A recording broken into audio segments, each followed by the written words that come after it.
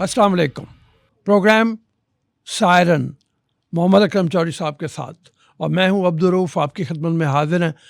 मैंने आपसे कल भी दरख्वास्त की थी कि हमारा ये प्रोग्राम जो है ये रवायती अंदाज का प्रोग्राम नहीं है जिसमें सिर्फ सियासत के मौजू के ऊपर गुफ्तगू की जाए, बल्कि इसमें कौमी अहम इश्यूज़ के ऊपर हम गुफ्तगू करेंगे और कोशिश करेंगे कि लाइम लाइट में वो इश्यूज़ भी लाएँ जो आम तौर पर लाइम लाइट में नहीं आते। तो आज उसी हवाले से एक प्रोग्राम हम आपकी खिदमत में पेश कर रहे हैं।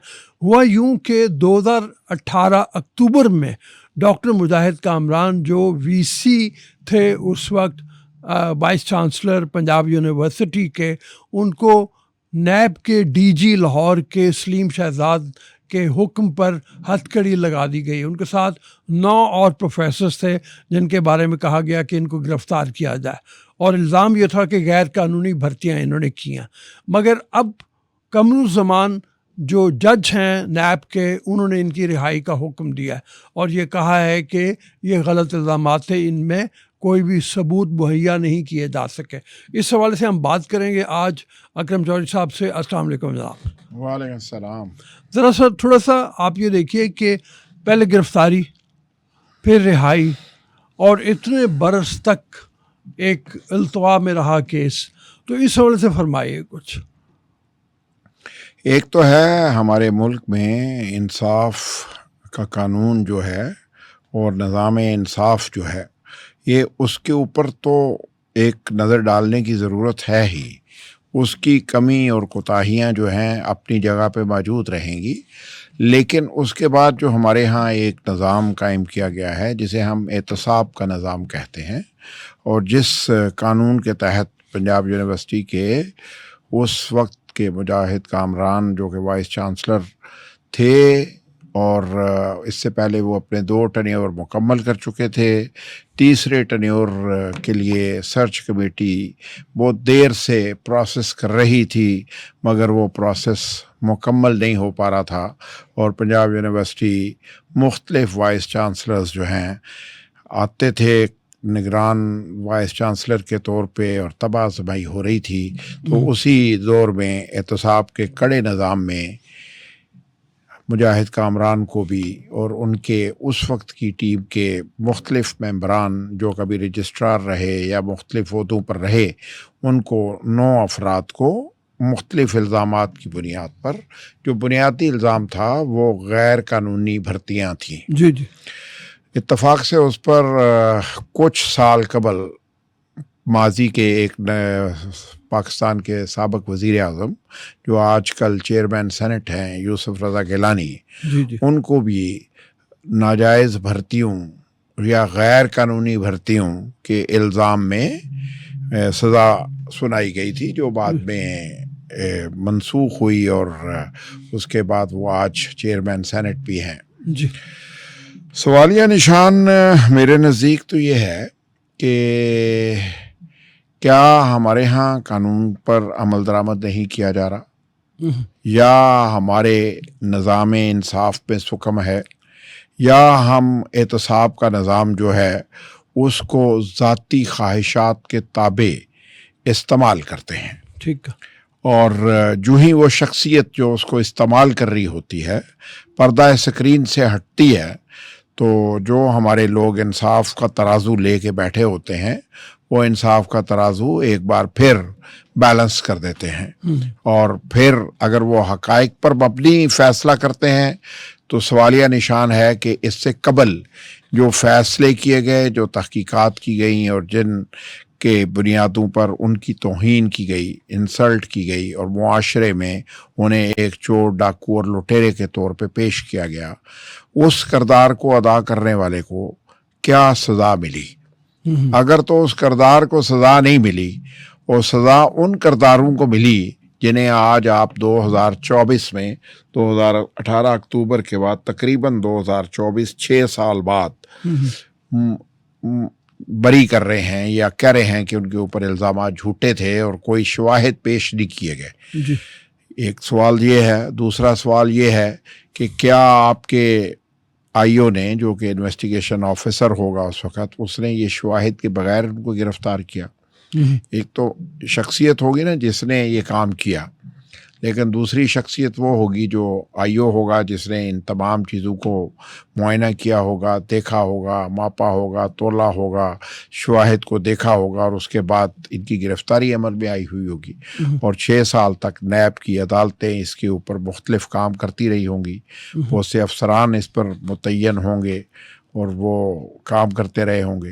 لیکن کیا آپ ایک سوال کا جواب کوئی دینے کے لیے تیار ہوگا کہ اکتوبر 2018 کے بعد آج ستمبر 2024 میں پنجاب یونیورسٹی کی کیا حالت ہے؟ اس پر کوئی سوال کا جواب دینے کے لیے تیار ہے؟ کیا اس کا آغاز اسی ایک فیصلے سے تو نہیں ہوا کہ وہ پروفیسر حضرات جو تعلیم کے نظام سے منسلک ہیں انہوں نے فیصلے کرنے چھوڑ دیے اپنی عزت نفس کو بچانے کی خاطر؟ وہ کرج ہی ختم ہو گئی جو یونیورسٹی کا نظام چلانے کے لیے ضروری ہوتی ہے. دیکھیں, جو شخص کسی بھی عہدے پر ہو, کام کر رہا ہوتا ہے, اس کے بارے میں اچھے اور برے خیالات ان کی نیچے کی ٹیم میں ضرور ہوتے ہیں. یہ ہماری قوم کی ایک خاص کیمسٹری ہے یا خاص عادات ہیں کہ ہم کبھی بھی فیصلہ کرنے والی قوت سے خوش نہیں ہوتے اور ہم جلد ہی اسے تنقید کے موضوع پر لے آتے ہیں. اور عام طور پہ, عمومی طور پہ ہوتا یہی ہے کہ آپ کے اپنے ہی نشیمن پہ بجلیاں گراتے ہیں. اور مجاہد کامران کے معاملے میں بھی مجھے تو, کیونکہ میں اس معاملے سے بہت اچھی طرح واقف ہوں کہ مجاہد کامران کے جو دوست احباب گزشتہ 40 سال سے ان کے دوست تھے, جو ان کو وائس چانسلر بنانے سے لے کے ان کو گھر پہنچانے تک ان کے ساتھ رہے, اور ان کا حشر نشر کرنے میں بھی ان کا کردار تھا. آج تو عدالت کا نظام یہی کہہ رہا ہے نا کہ وہ مجرم نہیں تھے اور وہ ملزم بھی نہیں ہیں اور وہ بری ہو گئے ہیں. لہٰذا جن لوگوں نے ان پہ الزامات عائد کیے, جن لوگوں نے ان پر الزامات لگائے, جن الزامات کو ماپے بغیر جن لوگوں نے ان کو اٹھایا, جن لوگوں نے تعلیم کے نظام پر سوالیہ نشان اٹھایا, کیا ان کو بری کر دیا جائے گا؟ کیا ان کو نہیں پوچھا جائے گا؟ کیا ان کو پھر یہ اختیار دے دیا جائے گا کہ وہ کل کسی اور انوسنٹ کو اٹھائیں اور اس کو توہین کا نشانہ بنائیں, اس کو عوام میں عبرت کا نشان بنائیں کہ ہم یہ کر سکتے ہیں اور ہمارا کوئی نہیں بگاڑ سکتا؟ جب تک سزا اور جزا دونوں طرح سے لاگو نہیں ہوگی تب تک یہ نظام انصاف جو ہے 100% ایمانداری سے کام نہیں کر سکے گا. اور میرے نزدیک مجاہد کامران کے گرفتاری کے بعد آج 6 سال بعد پنجاب یونیورسٹی کا یہ حال ہے کہ ان کے پاس ماہانہ تنخواہ کے لیے پیسے نہیں ہوتے. اور یہ وہی یونیورسٹی ہے جس کے پاس بلینز روپیز ان کے اپنے اکاؤنٹ میں موجود ہوتے تھے. تو اس یونیورسٹی کو بہتر کرنے کے بجائے یہاں پر مختلف اپنی مرضی کے وائس چانسلر لانے کے لیے, اور وائس چانسلرز جو کام کر رہے ہوتے ہیں ان سے جائز ناجائز کام اکثر و بیشتر پالیٹیشین ہی کراتا ہے. اور یہ ہمارے ہاں اس ملک میں سفارش کے کلچر نے اتنی بری طرح اس نظام کو مجروح کر دیا ہے کہ یہاں پر نوکری کرنے کے لیے ضروری ہوتا ہے کہ آپ کسی کی جائز یا ناجائز خواہشات کا احترام میرٹ کے خلاف ضرور کریں.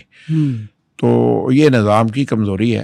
مجاہد کامران نے اپنے دونوں ادوار میں جو مکمل کیے تھے, پنجاب یونیورسٹی کی بہت خدمت کی. وہ اس یونیورسٹی میں 32-34 سال سے ایز طالب علم پہلے آئے تھے اور پھر وہاں سے انہوں نے اپنے پروفیشنل کیریئر کا بھی آغاز کیا اور اختتام بھی وہیں پہ کیا. تو کیا اس یونیورسٹی نے انہیں جو عزت چاہیے تھی وہ ملی؟ یقیناً نہیں ملی. تو ہمیں سوچنا چاہیے کہ ہم کس طرف جا رہے ہیں. اگر تو انہوں نے جرم کیا تھا تو اس جرم کے بارے میں تمام شواہد اکٹھے کیے جانے چاہیے تھے. اکٹھے کرنے کے بعد ان کو اس کے مطابق ایگزیکیوٹ کرنا چاہیے تھا. لیکن پھر بھی ان کی توہین کرنا کسی صورت جائز نہیں تھا. اور اگر ان کا جرم تھا بھی تو انہیں اس طرح اخلاقی دائرہ کار میں رہتے ہوئے انویسٹیگیٹ کرنا چاہیے تھا. اور انویسٹیگیٹ کر کے اگر وہ مجرم ثابت ہوتے تو پھر جرم کے مطابق سزا دینی چاہیے تھی. لیکن جرم سے پہلے جو توہین کی جاتی ہے، جو مذاق بنایا جاتا ہے، اس کی قطعاً ضرورت نہیں تھی.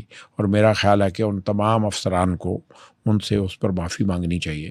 ابھی میں ایک دن 2-4-5 دن پہلے شاید ان کی کسی اخبار میں شاید میں نے دیکھی یا کسی واٹس ایپ میں سکرول ہوتی تصویریں دیکھیں، جس پہ جو آج کے چیئرمین نیب ہیں وہ شاید انہوں نے وہ کسی کھانے پہ ان کے ساتھ ہیں یا کوئی تصویر ان کے ساتھ تھی، اور اسی طرح باقی ان کی رہائی کے اوپر یا ان کے بریت کے اوپر ایک سیلیبریشن کا منظر تھا. تو یار پہلے سوچ لیتے. جی بالکل. یعنی آج آپ جو استاذہ کرام کی توہین آپ نے کی ہے، اور اس سے پہلے سوچ لیتے یار کہ یہ ہم کیا کرنے جا رہے ہیں. ٹھیک ہے، اگر آپ کو ان کے بارے میں شکایات بھی دوست احباب ہی پہنچاتے ہیں نا، وہی انہی کے نیچے کے نظام کے جو لوگ ہیں جو کل تک کسی نہ کسی عہدے پر فائز تھے، ان کو ان سے شکوے شکایت ہوں گے تو انہوں نے سچے جھوٹے واقعات بیان فرمائے ہوں گے، اور جو ملازمین انہوں نے رکھے ہوں گے. جب آپ کے ملک میں ریکروٹمنٹ کا نظام شفاف نہیں ہوگا تو یونیورسٹی چلانے کے لیے تو ملازموں کی ضرورت ہوتی ہے نا. تو پھر وہ کل جز وقتی ملازمین رکھے جاتے ہیں. بیسیکلی یہ معاملہ بھی جز وقتی ملازمین کا تھا، جو میرا خیال ہے، میرے علم میں اس طرح سے تو نہیں ہے، لیکن یہ جز وقتی ملازم جو وقتی ضرورتوں کے تحت رکھے جاتے ہیں، جنہیں کانٹریکٹ ملازمین کہتے ہیں، ان کی بنیاد پر تھا. تو بھئی اگر آپ پروکیورمنٹ کا نظام، ریکروٹمنٹ کا نظام یونیورسٹی کو چلانے کے لیے ضروریات کا ایک تعین کرتے رہیں تو یہ چیزیں کبھی پیش نہ آئیں. تو بیسیکلی بات یہ ہے کہ ملک کا نظام ٹوٹ پھوٹ کا شکار ہے. پولیٹیشین کام نہیں کرتا، انتظامیہ اپنا کام نہیں کرتی، اور احتساب کا نظام اپنا کام نہیں کرتا، جس کی وجہ سے یہ تمام کڑیاں جو ہیں آپس میں تال میل کی وجہ سے، نہ ہونے کی وجہ سے آگے نہیں بڑھ پاتی، اور یہ نظام برباد ہو رہا ہے. اور میرا خیال ہے اس پر غور کیا جانا چاہیے. اور پنجاب یونیورسٹی کو بھی اگر وہ آج دیکھتے ہیں کہ مجاہد کامران باعزت بری ہو گئے ہیں تو انہیں بھی ان کو کوشش کرنی چاہیے کہ ان کے ساتھ جو زیادتی ہوئی ہے اس کے لیے ضرور کوئی ایسا کام کریں جو ان کا کچھ نہ کچھ آنسوں کو تھمانے کی وجہ بن سکے. ایک شخص جس نے 40 سال تک ہزاروں نوجوانوں کو تعلیم کے زیور سے بہرہ مند کیا ہوگا، جو آج معاشرے کے اہم کردار ہوں گے، جو آج کہیں نہ کہیں پاکستان کی دنیا میں خدمت کر رہے ہوں گے، آپ نے اس شخص کو توہین کا نشان بنایا ہے. تو میرا خیال ہے کہ آپ کو اس پر غور کرنا چاہیے، اور اس کی سزا جو ہے ان لوگوں کو ضرور ملنی چاہیے جنہوں نے انہیں نشان عبرت بنانے کی کوشش کی، کسی کی خواہش پر، کسی کے اشارے پر. تو میرا خیال ہے یہی آج کا اہم موضوع ہے، اور ہمیں آج اسی پر فوکس رکھنا چاہیے رؤف صاحب. اور ہمیں چاہیے کہ ہم اپنے نظام تعلیم کو بچانے پر کام کریں. اور نظام تعلیم جب تک اساتذہ کرام کو عزت اور احترام نہیں ملے گی، یہ نظام بہتر نہیں ہوگا. جب تک نظام تعلیم انڈیپینڈنٹ نہیں ہوگا، سیلف سفیشینٹ نہیں ہوگا، اور اس میں ہم لوگ اپنے آپ کو خود اکاؤنٹیبل نہیں محسوس کریں گے کہ ہم اپنی نوجوان نسل کی صحیح ترجمانی کر رہے ہیں اور انہیں آئندہ کی ترجمانی کے لیے تیار کر رہے ہیں اور قوم کی قیادت کے لیے تیار کر رہے ہیں، تو یہ بہتر ہو سکتا ہے. ورنہ آپ یقین مانیں یہ آگے نہیں بڑھ سکے گا. اور میرے نزدیک تو ہمارے ہاں جس طرح ملک کے باقی نظام برباد ہو گئے ہیں، نظام تعلیم بھی شاید برباد ہو چکا، اور اس کی طرف کسی کی کوئی توجہ نہیں ہے. 2% یا 2.5% یا 3% جس ملک میں تعلیم کے اوپر خرچ کیا جائے، اس ملک میں تعلیم نہیں، جاہل تعلیم یافتہ پیدا کیے جاتے ہیں، اور وہ بغیر تربیت کے بیدار عمل میں ہوتے ہیں تو قوم کو ایک ہجوم کی صورت لے کے چلتے ہیں، جو آج ہمارے 24 کروڑ پاکستانیوں کا مسئلہ ہے. اس کو حل کرنے کی ضرورت ہے. ٹھیک، آپ نے بڑے امپورٹنٹ پوائنٹ 2-3 صرف اس کی آپ سے چاہوں گا. ایک تو یہ کہ ڈاکٹر مجاہد کامران اور ان کے ساتھیوں کو ہتھکڑیاں لگائی، تو آپ نے جیسے فرمائی ہے کہ اس طرح کی جو تذلیل ہے وہ نہیں ہونی چاہیے تھی. دوسری بات یہ ہے کہ ڈاکٹر مجاہد کامران ایک سائنٹسٹ ہیں.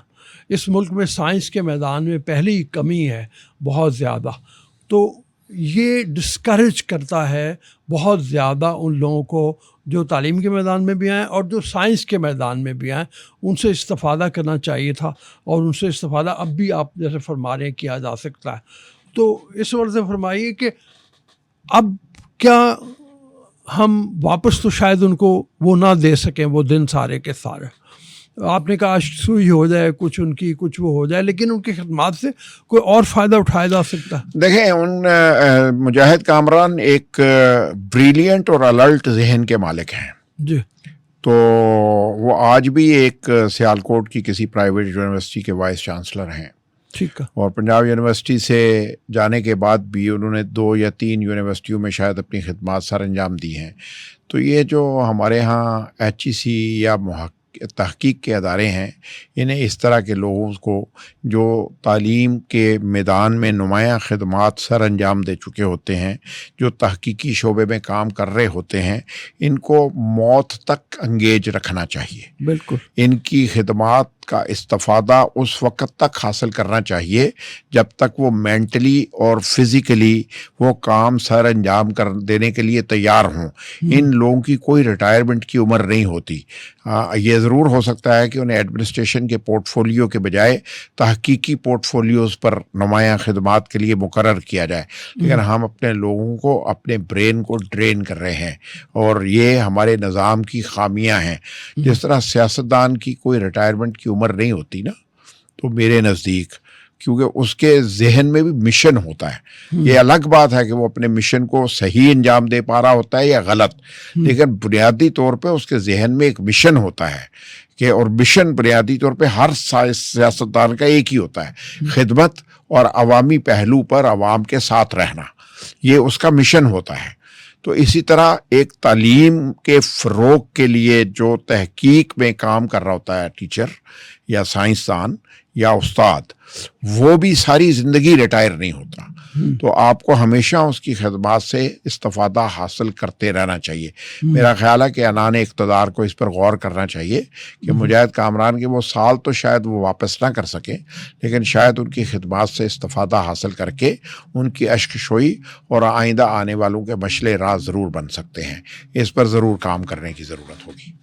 آپ نے فرمایا نا, مطلب ایک انسٹیٹیوشن بنا دیا انہوں نے پنجاب یونیورسٹی کو, اور 2 ٹینیور انہوں نے پورے کیے, تیسرے کے لیے بھی وہ کنسیڈر ہو رہتا ہے. تو میرے خیال میں یہ بڑا امپورٹنٹ تھا, وہ کنٹینیوڈ رہتا وہ دور جو ہے, اور اس میں بہتری آتی چلی جاتی. اب آپ فرما رہے ہیں برا حال ہے مطلب اس وقت, تو اس برے حال سے نکلنے کے لیے بھی کچھ صورت ہو سکتی ہے؟ نہیں رؤف صاحب, میرا نہیں خیال ہے, اس لیے کہ اس کے لیے جن لوگوں کو فکر کرنے کی ضرورت ہے وہاں پر اس کا ادراک بھی نہیں ہے. تو جب تک وہاں پر فکر نہیں ہوگی, ادراک نہیں ہوگا, معاملے کا علم نہیں ہوگا اور ان کی ترجیح نہیں ہوگی, تو اس میں بہتری نہیں ہو سکتی. ہمارے پاکستان میں بدقسمتی سے تعلیم کو کمرشل بنا دیا گیا ہے, اور اسی لیے یہ تعلیم کا حصول عام آدمی کے لیے ممکن نہیں رہا, اور عام آدمی اعلیٰ تعلیم, بہتر تعلیم حاصل کرنے کے لیے پاکستان میں اب ایلیجیبل نہیں رہا. اس لیے کہ سرکاری تعلیمی نظام ٹوٹ پھوٹ کا شکار ہے مکمل طور پہ. وہ کرپشن کے ذریعے بن چکے ہیں, وہاں پر کوئی کام نہیں ہوتا ہے. اور پرائیویٹ تعلیم کا نظام, ہر کوئی اپنی کتاب, اپنی یونیورسٹی اور اپنا نظام ہے, اور ہر ایک اتنی فیسز چارج کر رہے ہیں کہ ایک ایسا باپ جس کی مہینے کی 35, 40, 50 ہزار یا 1 لاکھ روپے اخراجات ہوں, وہ اپنی بیٹی یا بیٹے کو وہ تعلیم دینے کا تصور بھی نہیں کر سکتا. تو میرا خیال ہے اس پر ہمیں آج کے دن میں بحث نہیں کرنی چاہیے. تھینک یو ویری مچ, بہت مہربانی. ہمارے پروگرام کا وقت اب ختم ہو رہا ہے, سائرن کا, اور جاتے جاتے بس 2 باتیں میں آپ سے کہنا چاہ رہا ہوں, اور وہ یہ ہے کہ ہارورڈ یونیورسٹی کی ایک رپورٹ میں پڑھا تھا جو یہ بتاتی ہے کہ جتنا تناسب بہتر ہوگا تعلیم یافتہ لوگوں کا, ملک بھی اتنا ہی ترقی کریں گے. صرف ملک ہی نہیں, انفرادی طور پہ بھی لوگ وہی بہتر ہوں گے, ترقی کریں گے جن کے ہاں تعلیم یافتہ لوگوں کا تناسب بہتر ہوگا.